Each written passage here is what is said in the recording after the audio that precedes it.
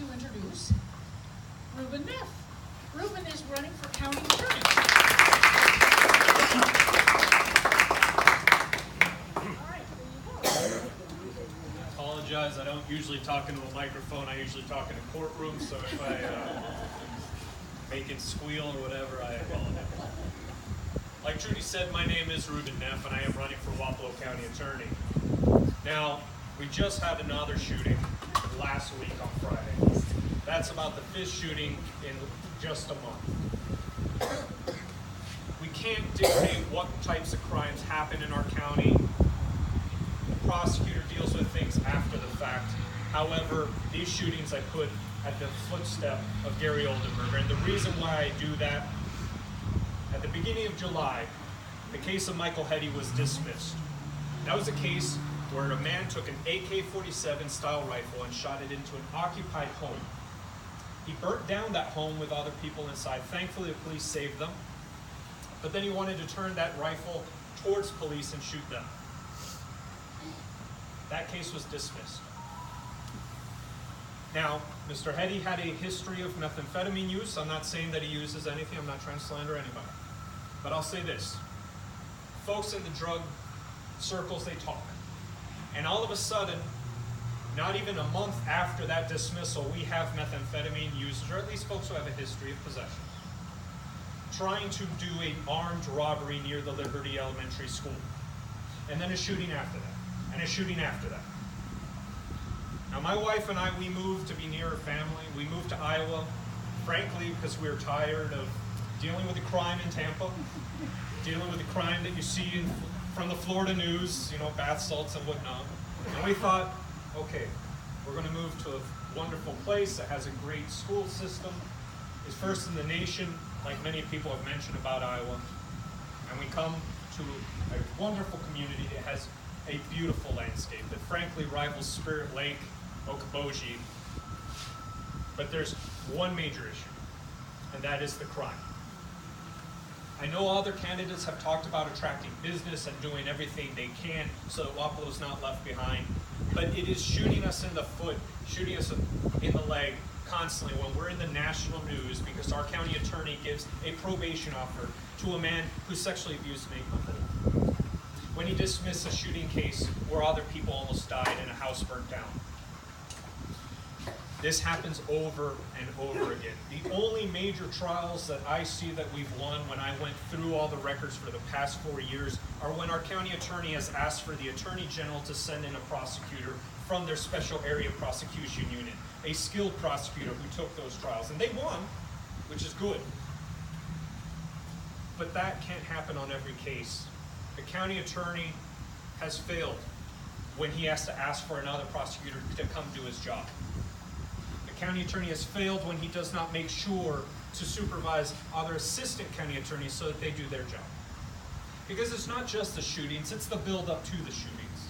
It's the possessions of methamphetamine, the trespasses, the minor burglaries. They become worse and worse and worse. When I've gone out door knocking, so many people have mentioned that they themselves were burglarized, that they had someone steal something from their home and nothing was done by the prosecution. It's over and over again. And honestly, I did not know it reached this level until I started door knocking, so I started campaigning, and almost everyone had a story about how a case of theft, of possession, of robbery was mishandled. I've never worked at an office where there are no performance reviews done of prosecutors. I've worked at 2 prosecution offices, 1 public defender's office, and 1 death penalty appeal office. I've never not had that. It blows my mind. And it should blow all of your mind. Every job, for all of you who are supervisors, all of you who have been supervised, I imagine you probably had a performance review done once a week, once a month, every 6 months, maybe once a year. But it was done. You were told what expectations existed of you, and you were told where you were deficient, where you were succeeding. There is not a single attorney at the current county attorney's office who's had a performance review. And that's how mistakes are made. That's how cases miss deadlines. That's how cases go to trial and are dismissed by a judge like our task force attorney's case was a couple years ago, because she did not have the evidence she needed. Now, she's an excellent prosecutor, but I will say she was straight out of law school. That's a supervisor's job. Every trial I ever had, even when I supervised other attorneys, a higher supervisor would come in and make sure I had a plan for that trial. That's not done. And it needs to stop, because this is not a job where it's all politics, where we're discussing plans. No, it's a job where we stand by a sexual abuse victim, where we stand by a murder victim's family, where we have the life of a defendant in our hands. This job matters far more than people realize. It's not just a job where you vote party. It's a job where you vote for the person that will do the job well. And when it's not done well, that's when people suffer. That's when an innocent may go to prison, and that's when a murder victim's family may have to look at the prosecutor and find out that he allowed the defendant to plead to a willful injury, a 5-year or 10-year term in prison, or a 25-year term, but they only admit to aiding and abetting a robbery, like the Van Persegay case, and that man will probably be out in 20 years, possibly less with parole, for shooting a 16-year-old in the face. That should not happen. We have the judicial administration giving us 36 trial dates a year. They give it to us in December, and they give the schedule for the entire coming year so that we can plan accordingly. And we don't even use a third of those trial dates in this county, and that's consistent year after year. So how can we say we have to make plea deals when we're not even using the trial dates we have? Frankly, that's cowardice. There's no other word for it. I don't mean to use such strong terms, but this job deals with shootings, this job deals with murders. It is a serious job, and if it's not performed correctly, people suffer. And that is what's happening in this county. Wapello County is in the news far too much. It's in the Des Moines Register far too much for the population level. I see the Washington Times taking up stories from Wapello's crime. I see the Washington Post stories talking about how our county attorney gave a plea offer in a case. We're national news for the wrong reasons, and that hurts us in many ways.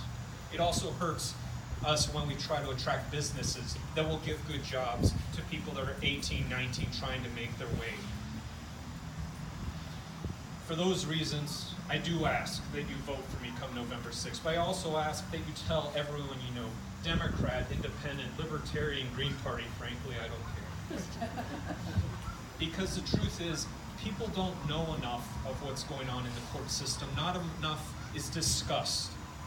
It blows my mind that the county attorney does not have meetings with the county civilians, citizens, at least 4 times a year. We don't have a single meeting for people to air their concerns. That's common in most jurisdictions. It's common in Polk County. Maybe Mr. Sarcone, the county attorney, doesn't come out, but he sends some on high level to listen. You know, we're a 6-person office, the county attorney. And it's that lack of knowledge that has played to the Democrat candidates to their benefit. Because it's when people don't know what's going on that they tend to just go to the party that they trust.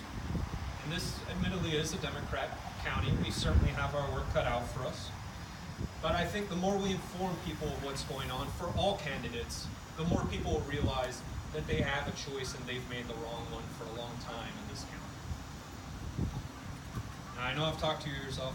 You're probably cold. I probably am the only one who enjoys this type of weather, which is why I'm in shorts. But I do think that you all came out and that you've listened. We have excellent candidates all around.